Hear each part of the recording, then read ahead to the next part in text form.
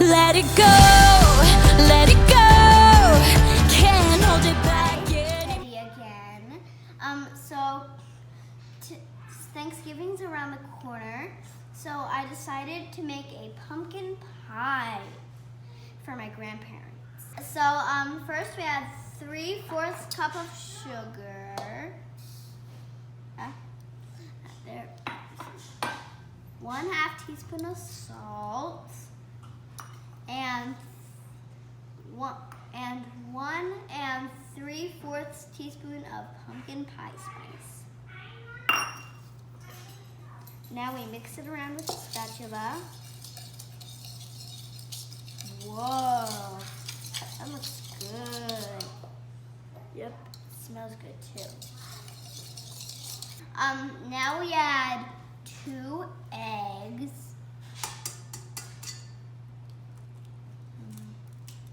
Into a mixer. Make sure there's no eggshells. Okay, now we put it down and beat the eggs for 2 minutes. Now we add 1 can of pureed pumpkin. Get that off. Okay, let's see.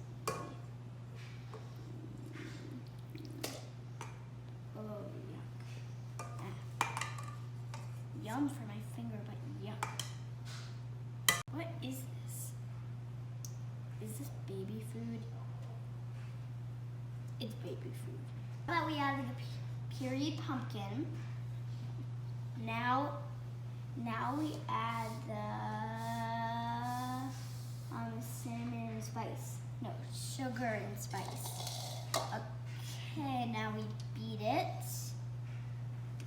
for 2 minutes. Okay, so now we have 1 can of evaporated milk. I'm gonna pour this not all at once.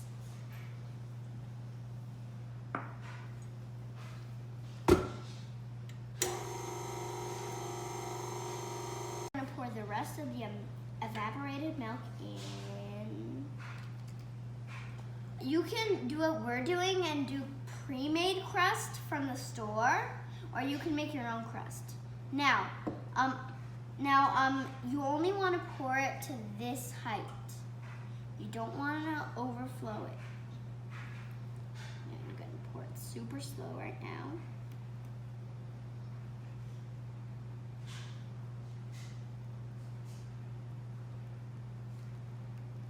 Okay, so you want to bake the pie for 425 degree oven for 15 minutes. We turn the oven down to 350 degrees and it's gonna stay in there for 45 minutes. Okay, so after you cool the pie for 2 hours, then you slice it until the crust is broken, and then you slice it again until the crust is broken, and then you reach under and pull out. Okay, let's taste it. And this is